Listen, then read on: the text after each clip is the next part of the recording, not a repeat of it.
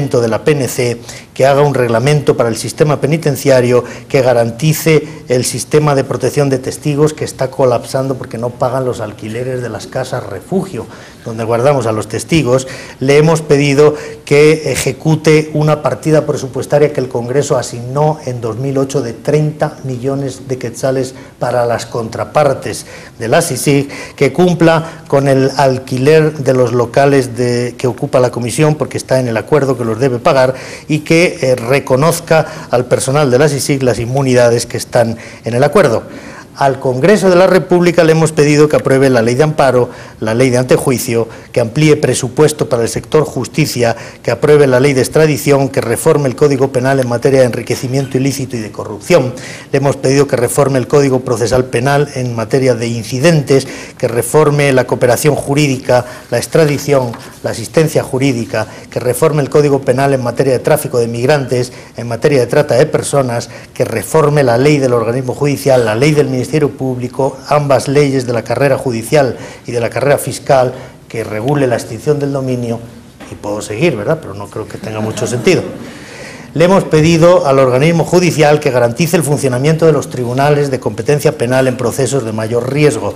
Le hemos pedido que garantice la seguridad de los jueces que conocen casos de alto riesgo, que les ponga escoltas, carros blindados y seguridad, que pague las bonificaciones por peligrosidad que tenían que reconocer y en algunos casos están reconocidas, que consolide el régimen disciplinario, que consolide la carrera judicial, que implemente el sistema de videoconferencias, que asegure que los magistrados de la Corte Suprema se dediquen a poner sentencias y no a trabajar por la tarde en sus despachos particulares, que asegure que se dediquen a poner sentencias y no a comprar y vender edificios, que se separen las funciones de administración de las funciones jurisdiccionales. Todas cosas que son, creemos, sensatas, razonables, que no son políticas, que no dependen de este partido o de aquel otro y que el sistema necesita urgentemente. Y que sin su implementación sencillamente va a seguir dando estos resultados, de 96% de falta de resultados. ¿Cuáles son los cambios? Y ahora podemos discutir entre abogados algunos de esos cambios. Ustedes conocen mejor que yo el sistema legal guatemalteco y podemos señalar que algunos son cambios legales, otros son cambios estructurales, pero otros son incluso cambios constitucionales. Miren, es imprescindible tener un norte, tener un plan, tener un programa. Y yo ayer estuve otra vez hablando con el presidente de la República diciendo que hay que relanzar el Acuerdo Nacional de Seguridad y Justicia. Un país que va sin brújula, que no sabe a dónde va, que cambia sus prioridades cada vez que cambia el ministro de turno, pues lo que termina por hacer es dar vueltas y no avanzar en ninguna dirección. Se aprobó hace casi un año, en abril, marzo-abril, me parece que fue, un Acuerdo Nacional de Seguridad y Justicia que firmaron los tres poderes del Estado, que firmaron algunos amigables componedores que eran, ya saben, el Procurador de Derechos Humanos, el Cardenal, el Pastor y el Rector, y que eso debería haber seguido esa hoja de ruta para dirigir el país a dotarse de una política criminal. Eso no ha funcionado y nosotros señalamos entonces, pero acabamos de reiterar, que se necesita que sea un acuerdo político. Es verdad que tiene que haber un acuerdo de seguridad y justicia, que sea un verdadero programa de política criminal, pero lo primero que tienen que hacer es que eso lo tiene que firmar la UNE, pero lo tiene que firmar el Patriota, lo tiene que firmar la Gana, lo tiene que firmar el FRG, lo tiene que firmar el líder y los pequeños pues también. Pero si no se ponen todos de acuerdo, si se siguen peleando cada vez que deciden si hay que subir o no el presupuesto del Ministerio Público, pues entonces seguiremos como estamos, con un presupuesto. ¿Cuánto creen ustedes que se gasta Guatemala en el Ministerio Público? 615 millones al año. Pues entonces, aunque sea cruel, es decir, tienen ustedes posiblemente no la justicia que se merecen, pero sí la que pagan. Si la quieren mejor, se tienen que gastar más, ¿verdad? Es como cuando uno trae un arquitecto, un albañil, lo primero que te pregunta, ¿cuánto se quiere gastar? Bueno, pues miren, lo necesario. ¿Cuánto me tengo que gastar? No lo sé, presupuéstenlo y gastémoslo. ¿Cuál es el presupuesto del organismo judicial? 900 millones. Pues así se explica que pongan 230 sentencias. Bueno, siguen siendo sentencias carísimas. Echen la cuenta y salen como a 3 millones la sentencia. Es carísimo, son las más caras del mundo. Bueno, dicen, es que los magistrados de la Corte Suprema viajan mucho, entonces se gastan mucho en dietas, en viáticos. Digo, a mí no me preocupa si viajan mucho o poco, lo que me preocupa es que si viajan tanto, el problema no es lo que cuestan los viajes, el problema es cuándo ponen sentencias. Entonces no puede ser que de 365 días estés 180 de viaje, entonces que te den medio sueldo. Bueno. Es necesario una política criminal, es necesario un sistema legal y constitucional que sea al mismo tiempo garantista y eficaz. Y hemos señalado algunas de las prioridades absolutas que no se ven ya por el mundo. Y les puedo contestar cuando yo le dije esto, ¿qué me contestó el presidente Uribe de Colombia? Yo le dije, mire presidente, resulta que en Guatemala solo se puede detener a la gente 6 horas. Pero en cualquier país del mundo, democracias consolidadas, donde no hay ninguna duda de que se trate de Estado de Derecho, se puede detener mínimo 24 y normalmente 72 horas. Se puede detener a una persona y dentro de las siguientes 72 horas se le pasa a disposición judicial. Pero aquí en Guatemala detenemos gente en el Petén y nos cuesta enormemente traerlo a la ciudad de Guatemala para ponerlo a disposición judicial en 6 horas, nos gastamos un dineral en helicópteros. Es un disparate, solo el transporte se lleva ya esas 6 horas.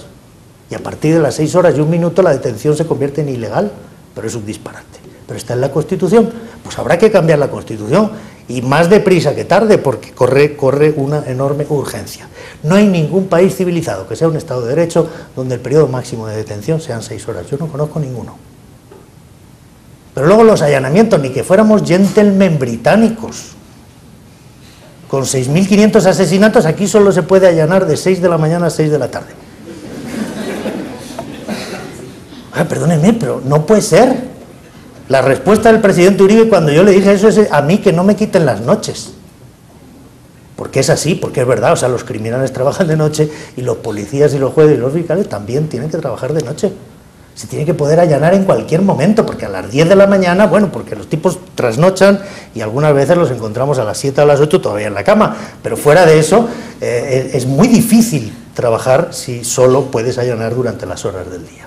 Son medidas que se adoptaron en los años 80 y 90, donde este país estaba en guerra y donde naturalmente había una desconfianza más que justificada respecto de las autoridades del Estado.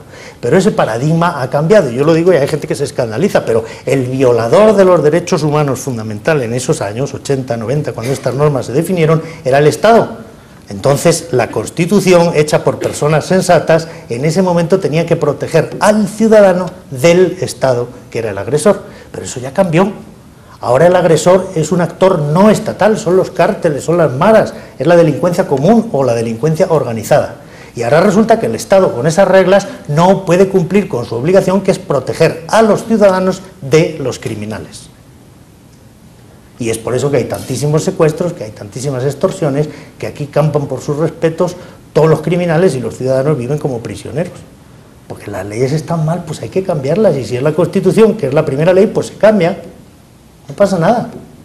Pero ¿cuántos años más vamos a seguir en esa situación en la que las fuerzas de seguridad, que tampoco son confiables? Bueno, está bien, lo que estamos haciendo está funcionando, están trabajando bien. De lo que se trata es de asegurarnos que utilicen bien las herramientas, no de quitarles las herramientas porque son peligrosas, ¿verdad? Entonces, que no tengan herramientas, bueno, pues entonces no harán el trabajo, no lo harán nunca. Pero luego, en ese elemento básico, fundamental del contrato social, decíamos en 1776, o sea que es que no lo hemos inventado ahora, ¿verdad?, que tiene que haber jueces independientes que diriman los conflictos. Pero resulta que para que los jueces sean independientes, no en Guatemala, en todo el mundo, lo primero que tienen que ser es inamovibles.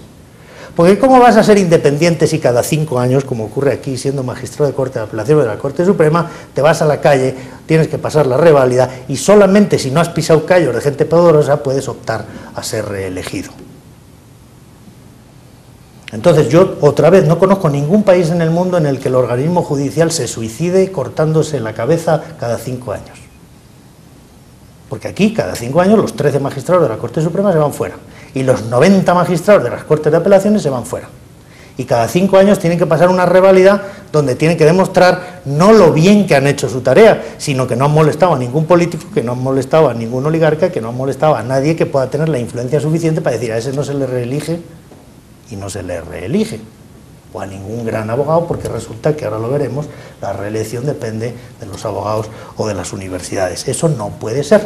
Los magistrados tienen que tener una carrera, y uno ingresa de juez de paz y puede llegar a magistrado de la Corte Suprema sin padrino, siendo reconocido precisamente porque ejerció su independencia, es decir,